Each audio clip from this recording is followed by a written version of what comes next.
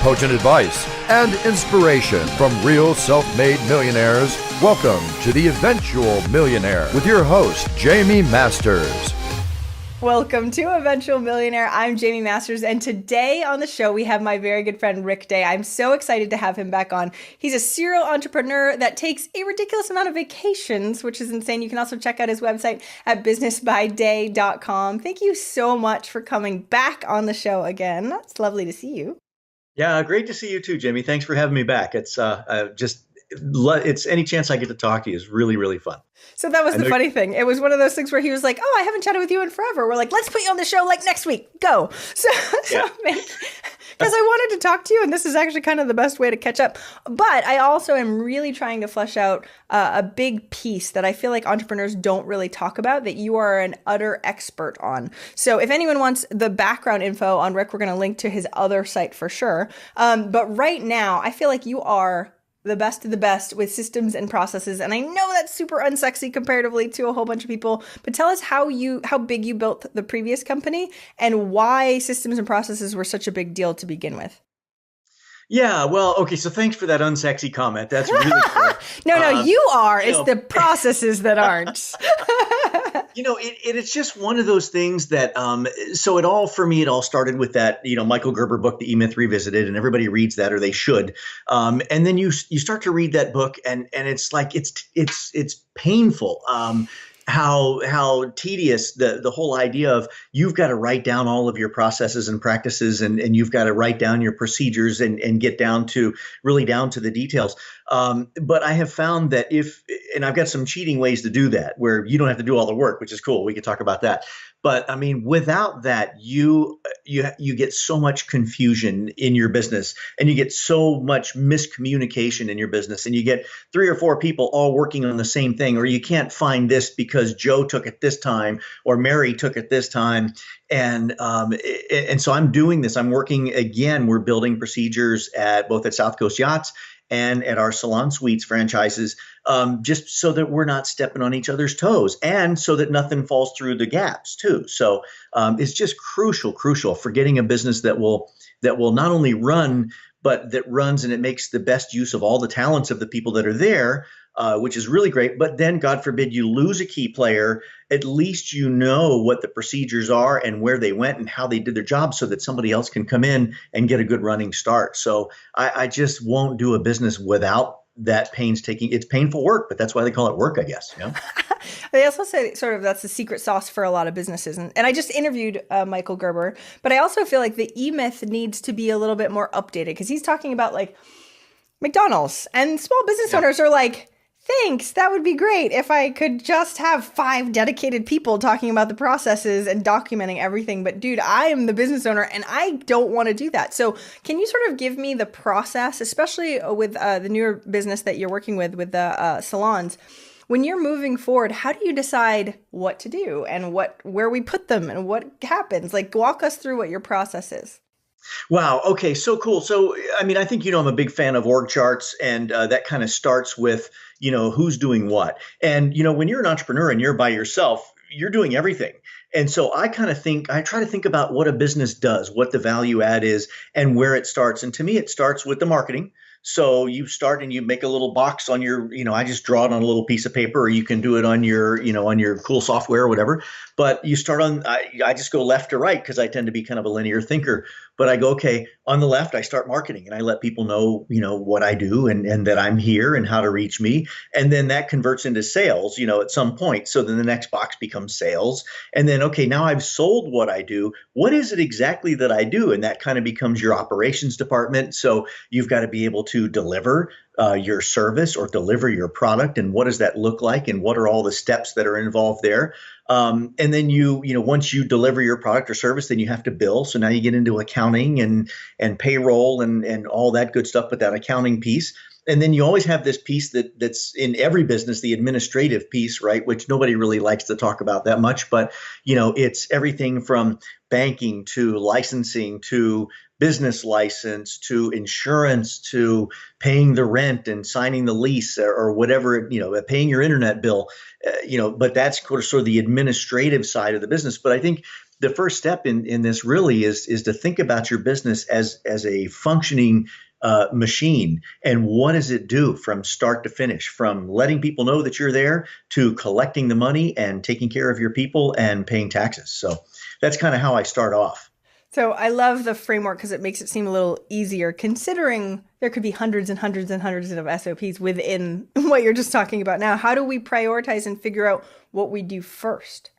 Well, okay, so when you're so that's all high level stuff, and really, in my view, that becomes the departments of the business, right? So you've got a marketing department, you've got a sales department, you've got an operations department, you've got a finance department, you've got an admin department, and in the simplest form, and then if you're just one person, then you're in charge of all that stuff. Right? Which is really cool. And, when you're in charge of all that stuff, then you can kind of do what you want to do. Maybe you keep some notes on, website logins, or you keep some notes on, oh yeah, I got to talk to this person on the 3rd of every month. So I put that on my calendar, for accounting or whatever that happens to be. But I think that where it really, really becomes critical, Jamie, is when you bring in that first person. And I get a lot of people asking me, well, how do I know when it's time to hire my first person?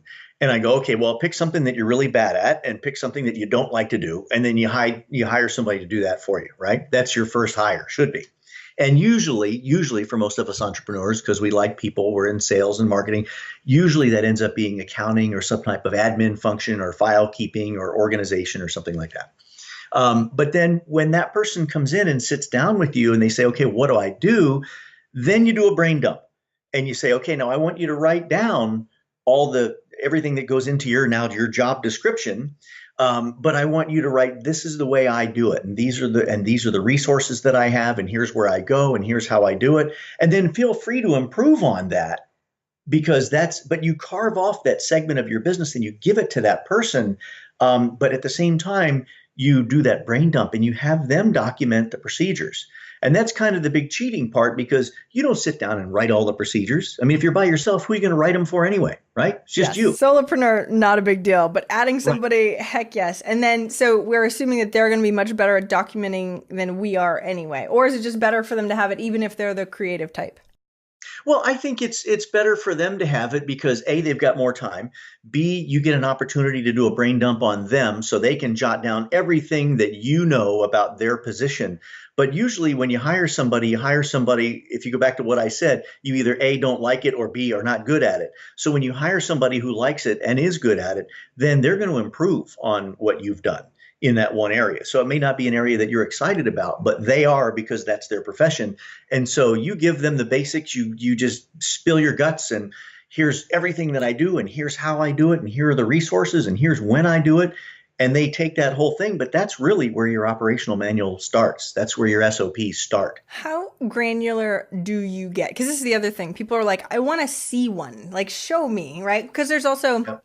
And I was mentioning this on the past interview, manuals that are literally this thick that nobody actually really looks at, or they go through it once in a while. So how, especially for an entrepreneur that doesn't have a ton of time to document every little nuance of absolutely everything, where is that line, and what do they sort of typically look like and hash out? Well, I think, so I'm a big fan of outline forms, bullet points, things like that. I try to keep simple. I mean, you've known me for a long time. Simple is better in business. But I would say as detailed as it needs to be, that if I needed to come in, like if you said, hey, Rick, come in and fill in for me, and I want you to do my books for a week. If I could follow step by step these procedures. So number one, I'd want to know what was expected and by when. And then I'd want to know, okay, if you tell me, hey, pay bills. Okay, well, then how does Jaime pay bills? Well, go to this website, log on, collect all the bills first, then go to the website, log on, enter the bills this way. So I think you've got to have it detailed enough so that a beginner or a temporary employee, or maybe somebody whose job is not primarily to do that, could actually follow a step-by-step procedure and get the job done. And they have like sensitive information. So like for us, we use LastPass for all of our passwords, but you're like, oh, go to the website and log in. Well, it gets so granular where we're like, oh, now they have to have the username and password. You put the username and password in the document, but then you have to update the document if you don't, you know what I mean? So where is that line too?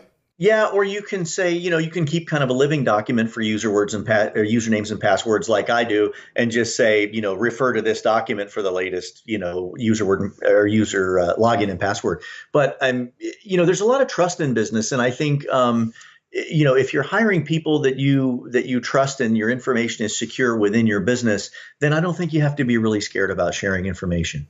Okay, that makes a lot of sense. Well, and it creates a lot of resistance and friction if you don't share that. And then you're like, oh wait, Susan is the only one that has all the passwords and the thing, so you have to get her. And then so it starts to get a little insane. So what technology or software do you use for putting this stuff somewhere so everybody has access to it? So if you weren't there to give them the login to whatever it is to get these SOPs, how does that work, like tech wise? Well, I think you've got to use, whatever's available to you. Like some businesses still are using internal servers. So for example, at the boat business that I'm involved with, we have an internal server. But recently we've started saying, hey, you know what? I can't access the internal server when, from my phone or, when I'm in Annapolis at the boat show. And so we've started going to Dropbox generally for documents and resources and things like that aren't really changed, or that are not meant to be changed on the fly. And then we've gone to Google Docs for working documents. And you and I have done a ton of Google Docs back and forth together, in my training with you. So those are really the two resources that we go to all the time, because then you've got a repository kind of where you can keep your stuff in Dropbox and you can go, oh, that's in Dropbox. Why? Because, well, that's just, like the HR manual, for example, the employee directory or employee guide. That's in Dropbox because it doesn't change that often. But Google Docs is more of a living document. Interesting. So you keep some, because we keep ours in Dropbox too, and just like a file format, because I haven't found software that I actually like that helps me create some of this stuff. So it's kind of not, we have templates that we work from, but where do you start? Especially like you talk about the HR document. Did you start that from scratch? Did you take one that you already had and then adapt it for your thing? Where does that happen? Well, okay, great question. So I think that's going to be different based on the need or the particular need or the granular need of that department, that person. So for an employee handbook, you got to contact an HR firm and you got to go, listen, I need an employee handbook template, and it's got to be specific as much as possible for your industry, for your state, because you have state laws that you have to comply with and federal law that you have to comply with. So I started with a template that I got from a local HR firm and then went through it, and it's painful, but if you do it once, you only do it, you do it once, you do it right. And I went through and modified it for our business. See, and I've had clients that have done that before. So the handbook makes sense because, oh my gosh, we are not lawyers and we do not want to have to go through any of that stuff. Exactly. But they even bought, one of them bought an operations manual. Yep. And they're like, oh, great, it cost thousands and thousands of dollars. And then she's like, well, we don't use that software and we don't use this and we don't. So then they just didn't use it. And I'm like, you just guys, you spent thousands of dollars on this thing and didn't actually use it. So it's like, where is that line of going and trying to pull out as much as we can so we're not reinventing the wheel? Yeah. And bang our head against the wall because we're starting from scratch. You know what I mean? Well, again, Jaime, and maybe it's just my simple mind and the way I work, but I think you can spend a lot of money on a lot of tools that you'll never use. And I think that, to your point, the simpler, the better. And you start with that basic org chart, like I showed, I just talked to you. Actually, let's talk a little bit more about the org chart piece too, because I feel like a lot of people don't even take the time to do that piece. So even that's why they're buying these big, huge templates. They're like, we don't really know the whole sense of what we're doing. So therefore we're just going to take that from someone else and try and, you know what I mean? They're not even, they're trying to just sort of get that check mark off the list. Yeah. And that doesn't work out. So you're saying you actually have to really go in and figure these pieces out. Yeah, I mean, I think a lot of people want the quick fix, right? So it's really easy to, to write a check for $500 or run $500 on your Visa and go, okay, I've got an operations manual, now what, right? Yes. And it feels good, but you didn't do the work and it really doesn't mean anything to your business and it's not going to be a resource for you. And, in fact, when you and I first started talking, I was going to name my website, itsthework.com, because and then we both decided it's not that sexy. Nobody's going to look at that, Thanks, Rick. We have to do all the work. We don't like this. We're never coming back to your website again now. Well, right. I mean, it's like you said, it's not sexy. It's not that much fun. But I mean, it's one of those things I think that you have to do. And then once you get it done, it's mostly done. And sometimes you come back and you tweak it and you play with it or you add a position. But again, if you can get your people to do their own job description, you do a job description for the person, like in an outline format, and you can use Excel, you can use, Word. I don't think you need fancy software. I think you can but you've really got to step back and look at your business at that org chart level and think about my business as a machine. and what does it do? And how do I let people know that I'm here? And then you kind of go through the process of what's the natural business cycle for my business? What does the machine look like? And then break it into departments. I adore that. So it is funny though that we're talking about how it's the work and like it's kind of a slog. And then you're also saying, well, we're trying to only live on our strengths and the things we love to do. And I take this much vacation all the time. So people are like, you're annoying, Rick. You're telling us to do the work, but you're the one taking lots of vacation. So where is that line? The whole point of having these systems is so you can really work yourself and your brain out of the process. So walk us through how you did or how you're doing that with these new businesses, because we want 8 weeks of vacation a year like you usually have, right? Yeah. Well, so my structure is a little bit different. So I didn't take 8 weeks when I ran my own business. I mean, but I did get the business to the point, Jamie, that I took a month off and I crossed the Atlantic Ocean on a sailboat with some friends, and I didn't check in there. I couldn't check in. But the procedures, the operations, everybody knew their job. The incentives were set up right. The bonuses were set up right. The job descriptions were set up right. The management structure was set up right, and the managers were enabled to make decisions. There were budgets, so there were a lot of things in place that I could step out of the picture completely, and the machine kept functioning. And that's really how you work yourself out of a job. That's really ultimately, I think, where you want to get when you're building a company. And the good news is when you get there, now you've got a saleable entity. You've got something that you can sell, because somebody else will go, hey, Jamie built a money-making machine and I want to buy that, and here's how much I'm willing to pay for it. And then you go, cool, here it is. And then you coach them for, a couple of years, and then you work yourself and you go do something else. See, that's sexy. Money-making machine. That's what we like hearing, Rick. Yeah. I mean, that's what you got to build if you're going to build your own company. Otherwise, it's just you. And if you keep it all up here, then you're the bottleneck and you're the constraint on growth. So, which is what happens most of the time to business owners, because there's and no offense, you know this because you work with business owners too. You're a business coach, so you are consultant. You end up as a business owner going, that's great and all. What Rick is saying is amazing, and I know that's important, but I have 1,000 other things, and I'm not paying attention to creating all the SOPs and trying to get everything out of my brain, because I'm just trying to keep this afloat and chugging along and enough revenue so that way we can hire someone. So eventually I can do that. So what do you say to someone like that? Well, I think first of all, get yourself a coach. Right. So, and of course, I've got to pitch you. I mean, I think you're wonderful and you really helped me get started. And I like to be a good coach, but you also have to be willing to take time to step away from the business and work on the machine itself. And I know everybody talks about, well, you're working in the business and you got to take time to work on the business. I sometimes refer it to every now and then, while you're down there and you're whacking the weeds, you got to stick your head up above the weeds and look around and go, am I headed in the right direction? And so I think it can be a very basic thing that you put in place, but as a very minimum, I would have a mission statement, I would have a vision statement, I would have here's my target market, and we talk a lot about avatars, especially with you in the early stages. And then I would say, here is the value that my business offers, and here's what the machine looks like, and I am everything. And that's really all you have to do. Because you're going through the motions and you're doing all of that. I think the key is the easiest part, or the easiest way to get started with something like this is when you hire that first employee and you go, okay, let's do this. I'm going to have you do this. And then you have them write it down like we talked about before. However, you're in a position that maybe you've got 3 or 4 people working for you now, and you find yourself stepping on each other's toes and the communication isn't there, then I would go back and go, okay, let's go back to an org chart. Let's get together. Let's draw an org chart. How do you see it? How do I see it? How do we all see this? Let's agree on an org chart. And then who's got what, right? And you start assigning from there. And then you make those people do their own job descriptions. And then when they hire people underneath them, then they have to do the procedures for those job descriptions. So, but I try to get people to do as much of my work as possible. Smart man. So I love the fact that you actually have a bunch of people, your workers come together and actually do the org chart. Because normally you're like, oh, and then we do the org chart, and then this is where Sally fits, and this is where blah, blah, blah. Or even if you have the start, and then you're filling in the boxes of who does what. But what you're saying is, especially at the beginning, having them come together and help decide what their role is comparatively, right? Yeah, that does two things. One is it really expands your thinking because you tend to look at the at your company and your world just sort of through your own eyes, which I know is obvious.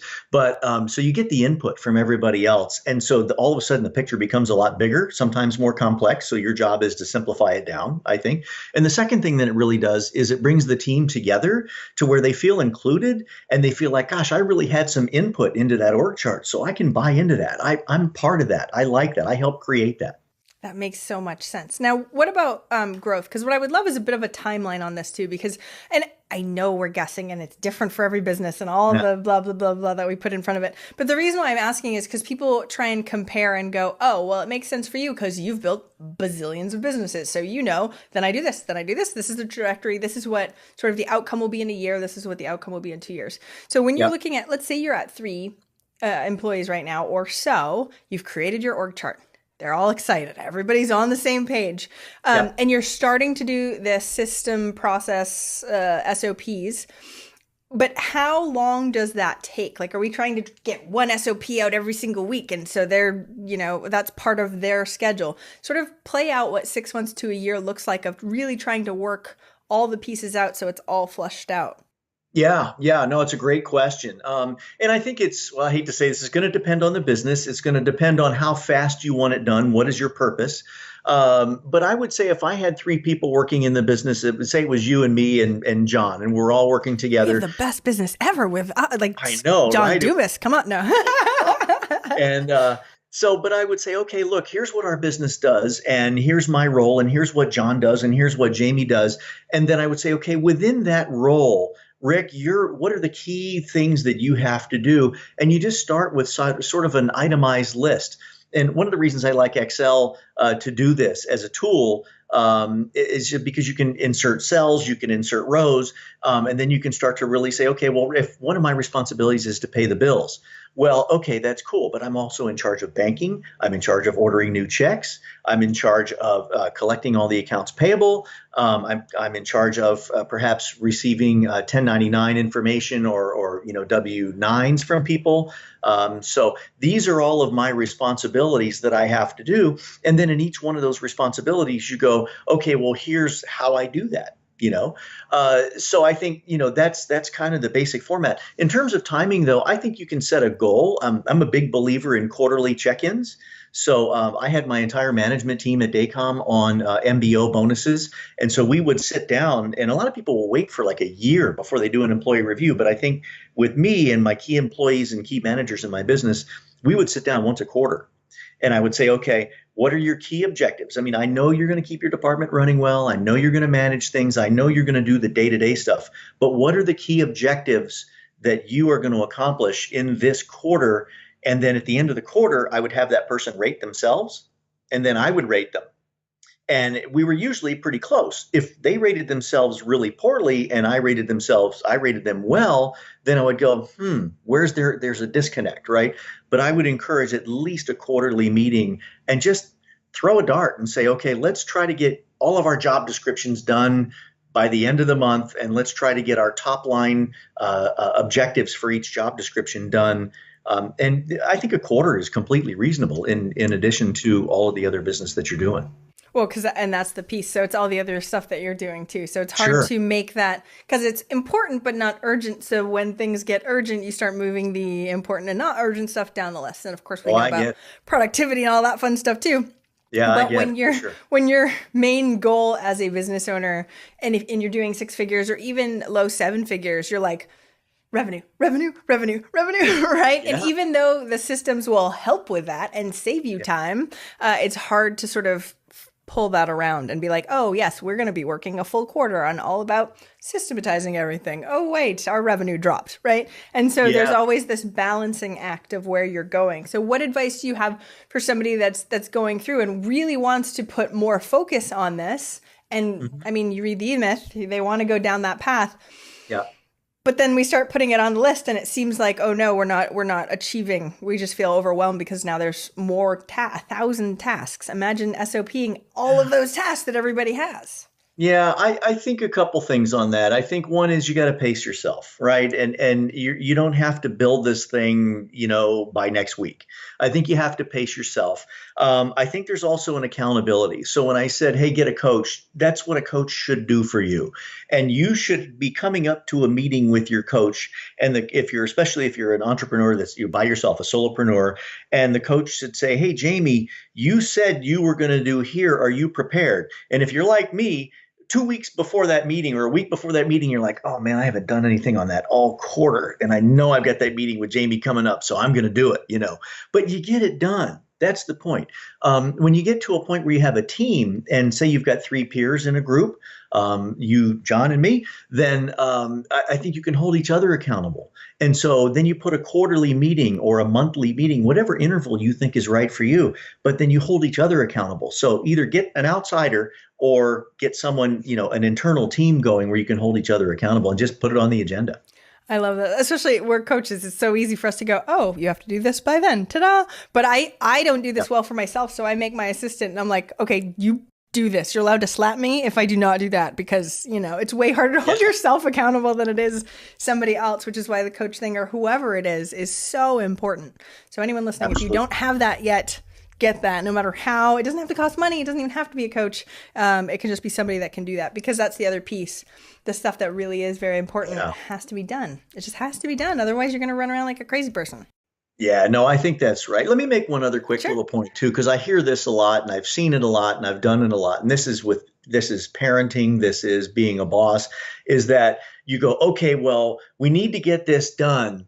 And you think, okay, Jamie, would you please do this? And then you go, gosh, you know what? Nah, it's just easier if I do it myself. Yes. I mean, right? I mean, how often do people do that? Yep. Because it's easier to continue to do it yourself than it is to take the time to teach someone else to do it and to work through that process. But what you need to understand is that it's just slow once. It's just that investment. I mean, maybe there's some follow-up, but if I ask you to be in charge of travel, and then I go, nah, it's just easier if I book my own plane ticket.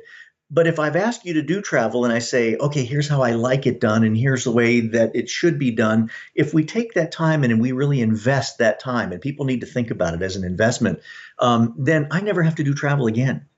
So it's off my plate. And that's the beauty in it. So it's that initial investment is painful. It's easier to do it yourself this time, but then guess what? You get to do it next time and the time after and the time after. So take the time and invest up. Too. So let me ask you this, because this happens to me, right? So sure. AJ, we have an SOP for my travel. She knows exactly when I like to fly and which airlines and my frequent flyer miles and all that fun stuff is in the SOP. Beautiful. Yay. And then I'm wagging my finger at myself, right? It'll be like late at night and I'll be like, oh shoot, you know what? I'm planning a trip here. I'm going to look up plane tickets right now because if I buy them right this second and it's at nighttime and AJ's not working and I'll just be like, and then I'm going to do that. And then I screw her up. She's like, wait, what did you do? And I seriously feel like, because my assistant is extremely detail oriented, which is very important because I'm not so much. Right. Then I feel like I'm spending more time explaining to her what I just did than it would have been to have her just book it in the first place. So what do you do in regards to somebody that's not necessarily, or that's very impatient in general when I want something done? I'm totally cool doing it, but that's not necessarily good. So where does that line happen? Yeah, that's not the best thing. And I still see that a lot because you go, oh, well, and then you think you're helping her out, right? So I'm just going to go book this trip. But you may not know that she's been accumulating points for you on XYZ airline. So you go book it on ABC airline. And she goes, God, Jamie, you screwed me up. So I think one of the things that you've got to do as a leader and as a boss and as a manager is once you give that bucket of responsibilities to someone, don't go back in there. Don't go playing in there. Just manage the high level stuff because your best use of time is not to be booking plane tickets. I'd rather have you thinking about who am I going to interview? How am I going to add more value to my customers? What's my next webinar subject going to be? I'd rather have you thinking about that kind of stuff than, oh, I just decided to book this plane ticket. And so when you give that stuff away, a couple things, especially when you get a bunch of managers working together, you'll have employees for those managers come to you and ask you for something, and you have to answer the question by saying, go talk to your manager. Because if you allow them to come to you and you answer, you've just ripped all the power out of your manager's hand. So it's a problem and it's a challenge. But we as owners, bosses, leaders, you've got to have that discipline to not go back and jump in that bucket. Okay, so we're going to talk about this more because I think it's so important. Number one, the reason why I did it was because it was a personal travel, but then I had her do the rest of it. So when things get sticky like that, right? Yep. Because then I was like, oh, shoot, I used points. And then I had her make a change. Oh, it was a mess. And it was my fault. And it was a mess, right? Right. But I mean, at least you can admit it and you don't feel like an idiot. I mean, you go back to her and you say, you know what, I'm sorry. So you need to just remind yourself, okay, she's going to do my personal travel too. She's good at it. She's got a whole program. It was a lesson learned. Shame, Yeah, Jamie. right. Stop it. She's better at it than I am. But when it comes to that, and I think that's what's really important is because as an entrepreneur, we really, especially when you're still in it, right? Yep. You feel like you are really good. This is your baby. You want people to do it at the level that you want. And that's, of course, the point of SOPs. But how, I feel like this is the sticky piece where... So I have a client who recently was like, we started this SOP document process, which is awesome. And it's going well. And we're having the employees actually do it for us. Awesome. Good. They're either not going through it to the level of detail that I want. So A, could be bad employee or whatever. B, when I check it over, it's not up to snuff. So I'm trying to like bring that piece up. C, I'm speaking for him. I get in it and I start going, oh, well then you know what? Fine. I'm just going to do this. Somebody comes here and they don't do what you said as far as the managers go. They don't keep their head out of it. They start getting stuck in the weeds. And it's harder when you don't have that management structure, right? Let's say you don't have an org chart that works out that way where you can go just talk to your manager. They're responsible for it and you don't feel like they're doing necessarily the best job at it. Well, I think you have to be strict, and a lot of people are uncomfortable with that. Yes. I think that you have to be exacting, you have to be demanding, and the other side of that coin, as we both know, is when they do a good job, you have to appreciate it and you have to let them know. It's the number one reason people leave companies. It's not money. It's not anything else. It's lack of appreciation. So I think if you're demanding, it's okay to be demanding, and it's okay to say, I mean, one of the things that you need to do, especially in the early stages until they get used to your style, is, hey, I want you to do this, and I'd like to look over it with you in a week. Right. And then you look over it in a week and you go, okay, you did really well at this, this, and this, but I'd like more detail at these levels, or I'd like a list of procedures ABC, or I'd like the outline done differently. So I think it's just up to you to communicate your expectations to that person that you've assigned this job to, and to give them positive feedback and areas that they need to improve. But boy, I tell you what, never underestimate the idea that when they do a good job, man, you got to let them know, hey, wow, you just blew me away. That was awesome. Okay, so let's dive into that a little bit more because it's so Sure. easy and simple to say. Everyone's like, of course, that's logic. That makes sense. And then when they get into this, right, either we forget to go, oh, we're going to check it over later because I'm really busy and blah, blah, blah, or something like that. So in regards to the question I suggested, he was like, well, she's not looking at the SOP. She's not actually doing some of these pieces. But then the meetings weren't regularly happening, and that's his fault. So he can't necessarily get mad. You know what I mean? He's not as strict as he needs to be. But it's very difficult to hold yourself and make that happen when you're not necessarily that type of person where you're like, you need to have it done like this, and it's like this. Do you know what I mean? Yeah, I think so. I think one is, I think it's good to be strict. Or you can be easy if you want to, but I think you've got to be accountable, and you've got to you've got to be somewhat disciplined about, and that's why we have a calendar. I mean, you put it on your calendar and you stick to the calendar. And I know that there are pressing things, and I know there are other things that you'd rather do with your time. Like you said in the beginning, this is not really fun stuff.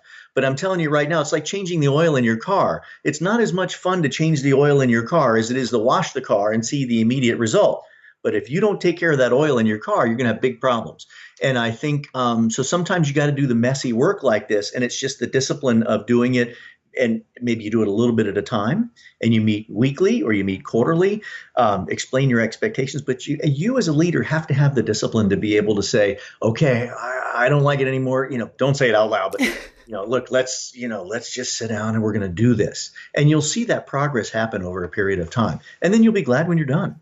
Okay, and thank you for that, because Yeah. making that a process of going, oh, we're just going to meet every week and we're going to check over that specific thing, way Yeah. easier for someone to go, okay, I'm committing to this now, instead of randomly trying to do it, which I appreciate.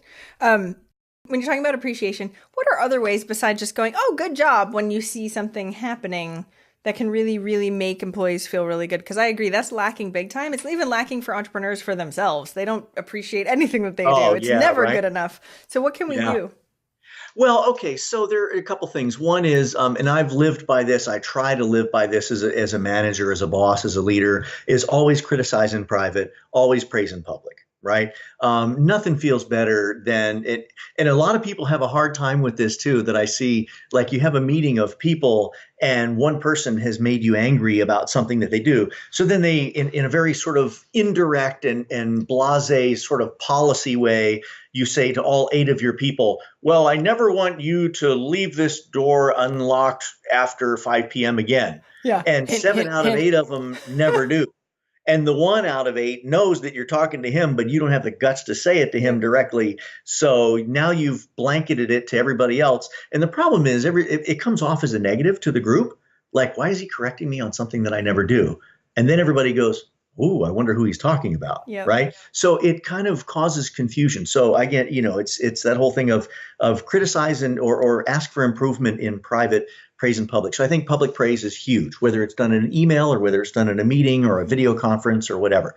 Hey, gosh, you know what? You did a great job today. That was awesome. Thank you so much. Or, hey, Jamie, you were awesome on that particular project. Would you mind taking a few minutes and telling us how you did that? Right. Oh, yeah. And so you can get them to kind of, tell the story, which is really cool. And then you can set up bonus structures that really align with the objectives that you've asked them to accomplish in a quarter.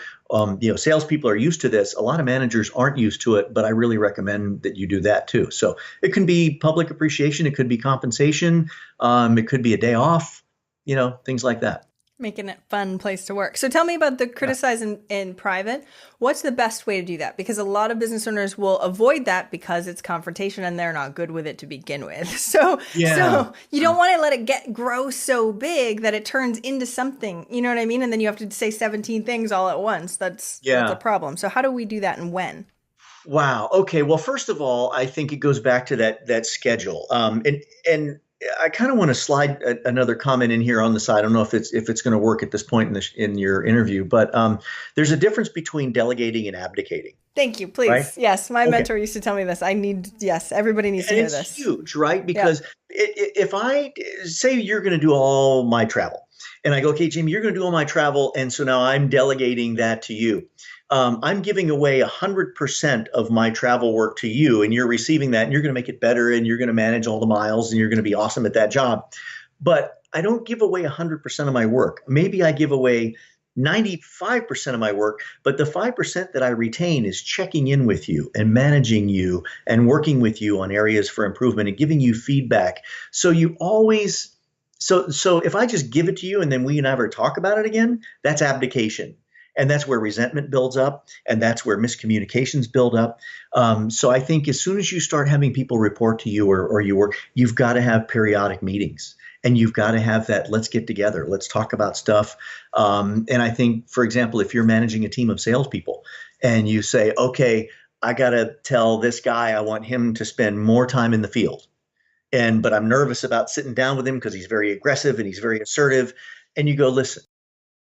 You sit down and you have like a monthly review, 30 minutes one-on-one. So you never let things build up too long. You want a more frequent, I think, especially in high pressure management situations, you want that to be more frequent so that things don't have an opportunity to build up.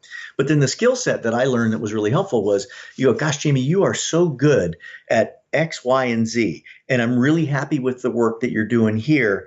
One area that I would like for you to improve, or that I'd like to see you do a little bit better, is could you please pay a little bit more attention to detail, or could you please spend a little bit more time in the field? Maybe it's an hour a week. What do you think about that? So you can praise, and then you can slide in, here's something that's an area for improvement that I'd like to see. Let's discuss that and see how to make that work. So I don't know if that's helpful. Oh, definitely. Especially because, so I've had clients where they're like, I have to bring up this thing to this person. And I'm like, awesome. But if they already have the monthly review scheduled or whatever it is, people know it expected. It's not as though, hey, come see me in my office tomorrow at this time. And the other person's going, oh, crap. What did I do? Right? Because then it starts to bring in this, ugh. And sometimes you have to do that. I'm not saying that you can't not do it all the time, but being able to have it where you're getting better at it also. Because that's the other piece is as a leader, they need to be practicing as much as humanly possible and bring up some of the small stuff that might not necessarily feel like it's that big of a deal, but will snowball if you let it go. That's right. That's right. It's just like a pressure cooker. If you relieve a little bit of pressure, often that's much better than letting things build up. And people are smart. When something's not right, they know. They know. And it's like, let's catch that in the next meeting, and jot it down. Jot it down for that meeting. Be like, oh, I didn't want to forget this particular point, Yeah. And thank you for saying that too, because that's the other piece that I think is really, really important is when you're like, oh, by the way, this thing happened and this thing, and then you forget. And then when you're actually in the meeting, you're like, oh, I just remembered and now I'm mad again. Right? Like having a system for that specifically. So not just writing it on random pieces of paper, like have a place that you put things for feedback. Okay. Yep. I think that's huge too. Okay. So when we're, because anyway, wow, we have to start wrapping up really soon. See, time goes like crazy with you, Rick. When we're talking about this whole piece, because I know you did Daycom for a very long period of time and you've been doing self-coach for a long time. Give us sort of a trajectory of what we can expect to start working ourselves out of the business if we really have that as one of our main goals. Can we do it like pretty darn quick, or how long of a process would that be?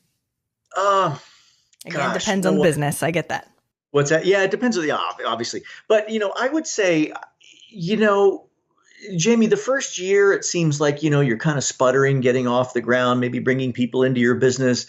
The second year, things are growing. You're bringing in more people. Maybe your revenues are growing. Probably by the third year, you kind of know what you're doing, and you might start to be making some money and stuff. And if you've been slowly building job descriptions and procedures and bringing in areas for other people to manage, I heard a rule once that about the most effective that you can be is with 7 or 8 maybe direct reports. So everybody's got different theories on that. But I think when you get a group, if you've got 3 departments and you've got 25 people working at your business, then those 3 managers should be probably doing 8 people a piece, and then they should be doing most of the work for you. But I would say by year 5, probably you ought to be able to at least take a vacation and the company's going to function without you. I think a lot of that depends on the people that you have and are you interested in building a company? A lot of people don't want to build a company that operates that way. They just want to be a doer, and that's okay too. They just want to perform the work and get paid and, don't want to mess with employees. I just always wanted to build a machine that made money. Yeah. Why not? Well, I really appreciate you setting up that expectation, because other people, even if you're in it, you're like the first couple years is figuring it out. And so sometimes people have expectations of, I'm going to sell it in 3 years and that's going to be awesome. And you're like, well, let's figure out what this really is first, the machine pieces, how they go together, and then document it and then work yourself out a little bit. Because we, as entrepreneurs, we're impatient. We want everything to happen now as much as humanly possible. Yeah, I think 3 years is extremely rare. And like many entrepreneurs, I mean, if you pick up a copy of Inc. magazine or Wired magazine or Forbes or Fortune or any of those, you always hear the hero stories. You always hear this guy built this company in 2 years and sold it for $1 billion. And they make it sound really easy. And then the other thing that they do is they glorify the fact that this guy worked 90 hours a week and ate pizza and slept on the couch in his office. And you go, I'm not really sure that's a great idea for me. So I think for the rest of us mortals, if you will, you got to slow things down a little bit, because, really what will control your growth more than anything is how fast you're able to grow sales and how fast the market accepts what you have to offer. I agree. And right before we actually started recording, we were talking about how short life is and how important it is to live and enjoy. And the whole point of us going through this unsexy SOP process is to start giving yourself more time so you have that space. And if something does happen to you, or you know what I mean, you actually have the choice of what you want to do with your time. Not that we don't love doing this in general anyway. Well, maybe people don't love the SOP part, as we said at the very, very beginning. Hire somebody that loves it. Seriously. Smart man. So before we start wrapping up, I'm going to ask the last question that I always ask. And I know you've been on the show before. I don't remember what you said last time. Hopefully you don't remember either. But what's one action listeners can take this week to help move them forward towards their goal of $1 million? I would say, if you don't already have an org chart, visualize your company as a machine. You can help them with that. I can help them with that. But get them to think about the functions of the business, jot down the org chart, and then assign people. If it's just them, then they're assigned to every single job category or every single functional category of the business. But if they have people that work with them, then communicate with those people, develop that org chart together, and figure out who's playing where. That would be the single biggest thing that somebody could do right now. So important. I love that. So where can we find more about you and follow you and all of your words of wisdom? Because I know you've got a lot of them. Yeah, it's funny.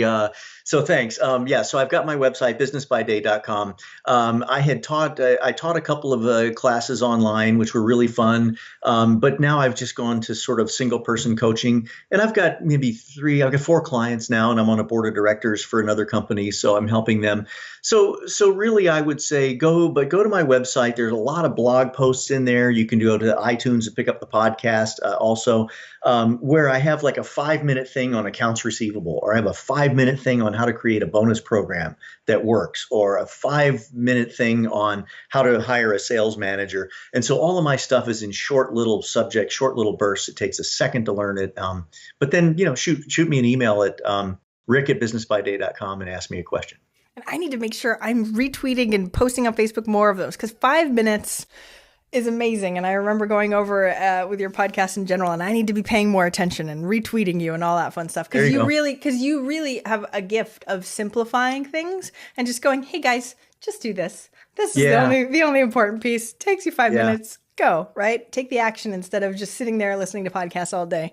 Sorry, whoever's listening right now. No, I think that's right. Yeah, it's not that complicated. Thank you so much for coming on the show today, Rick. I really, really appreciate it. Well, you're welcome. If I can give a plug for you too, Jamie, I've been on a bunch of podcast interviews and talked to a bunch of people, but nobody has an audience engagement like you do. Mm-hmm. I haven't seen anybody who really cares so much about their clients that and interacts so genuinely with their clients. So for anybody that might be watching this that's looking to get started in the online world or start a business, you got to look at Jaime. She's just wonderful. Oh, hire Rick or me, then you'll be all set. No, I'm kidding. Thank you so much, Rick. You're amazing, amazing client that did all the work that was utterly fantastic and taught me things definitely along the way. Thank you so much for coming back on the show again. Hey, my pleasure. Thank you so much for listening. I hope you enjoyed that interview. And if you want to check out more amazing resources, I'm only curating the best of the best. Go check out eventualmillionaire.com. You can take the Eventual Millionaire quiz, figure out where you are in business and what you need right now. Plus, you can look at curated resources specifically for you on the new Start Here page. I'm so excited. Please join us. Please let me know if you need anything at all. I'm here for you. And have a fantastic day. Bye.